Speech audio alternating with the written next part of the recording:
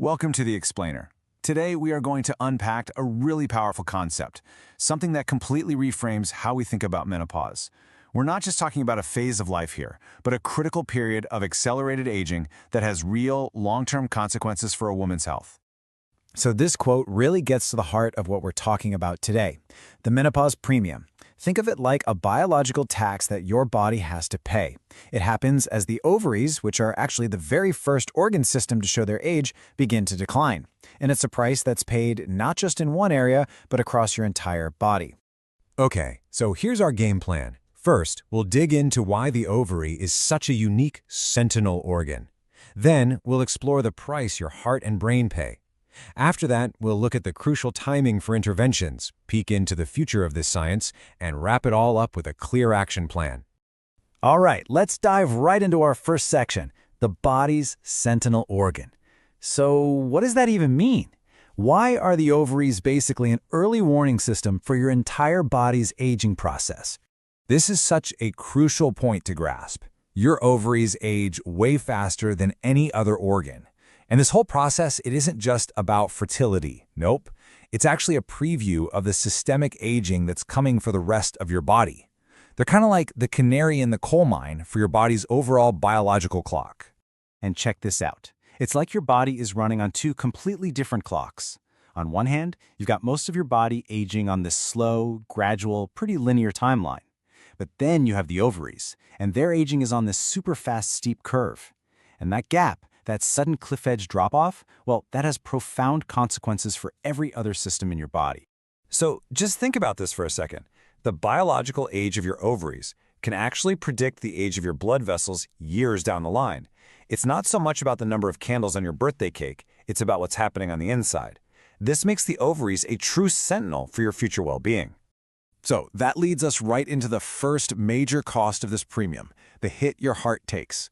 When you lose the protective effects of estrogen, it just creates this whole new state of vulnerability for your cardiovascular system. Okay, let that number sink in for a minute. A 7-fold higher risk. That is not a small increase, it's a staggering statistic. It just goes to show how much heavy lifting estrogen was doing behind the scenes. And when it's suddenly gone, your cardiovascular system is basically left exposed.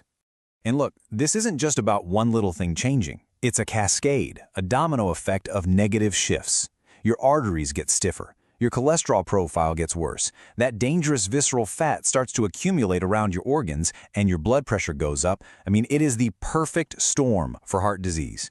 You know, this part is just fascinating.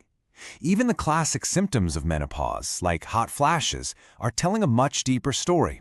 We used to just think of them as an annoyance, right?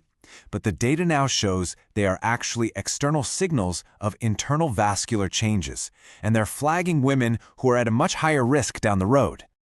All right, so we've talked about the heart, but that premium, it isn't just paid by your cardiovascular system. The brain is also heavily impacted by the loss of estrogen. So your brain is absolutely swimming in estrogen receptors, especially in areas that are critical for memory and thinking, like the hippocampus. Estrogen helps regulate the energy supply in the brain. So when it declines, your brain has to scramble to adapt to this new, lower energy state, and that can create some real vulnerability. So you see the pattern here, right? It's really clear and consistent. A shorter lifetime exposure to your own estrogen is directly linked to higher risks for your long-term brain health. That feeling of brain fog that so many women talk about, it is not just in your head. It reflects real neurological shifts that are happening. So, what can we actually do about this premium? This brings us to the science of menopausal hormone therapy, or MHT. And if there's one thing we've learned, it's this: timing is everything. Okay, if there's one single concept to take away about MHT, it is this: the timing hypothesis. It's not just what you do, it is when you do it. See, starting hormones when your blood vessels and brain cells are still healthy is protective. But starting them on tissue that's already damaged, well, that can be useless or maybe even harmful. And this timeline just makes it super clear. You can see that window of opportunity right there. Think of it like a green zone for starting therapy. If you start MHT here, within 10 years of your final period and before you turn 60, that's when your blood vessels and brain cells are still healthy enough to really benefit from estrogen's protective signals. This table just lays it all out side by side. If you start early, estrogen helps protect your heart. And for the brain, a major study called KEEPS showed it's at least safe for early starters. But if you start late, as the big Women's Health Initiative Memory Study, or WHIMs, showed, you can actually increase dementia risk. The timing really, truly makes all the difference. But what if we could go beyond just replacing hormones? I mean, what if we could get to the root of the problem? The next frontier of research is asking a really fascinating question. This is a massive paradigm shift. We're talking about moving from just managing menopause to maybe, potentially, delaying it. And right now, the spotlight is on a drug that's huge in the science of aging, rapamycin. Okay, now I have to put a big asterisk here. It is so crucial to state that this is very early-stage experimental research. This is not something you can just go get from your doctor today. But it's incredibly exciting, so let's take a look at what the early data might be suggesting. The idea here is pretty brilliant, actually. It's to preserve your ovarian reserve, that bank of eggs you're born with, by slowing down how quickly they get used up each month. It's like putting the brakes on the ovarian clock right at the source. But again, while it's super promising, we have to remember this is not a clinical therapy yet. And this quote from Dr. Suh, one of the lead researchers, just sums it all up perfectly. The ultimate goal here isn't just about a longer life. It's about more years of healthy life by tackling one of the core drivers of aging in women head-on. All right, we have covered a ton of ground. So, after all that science, what does this all mean for you?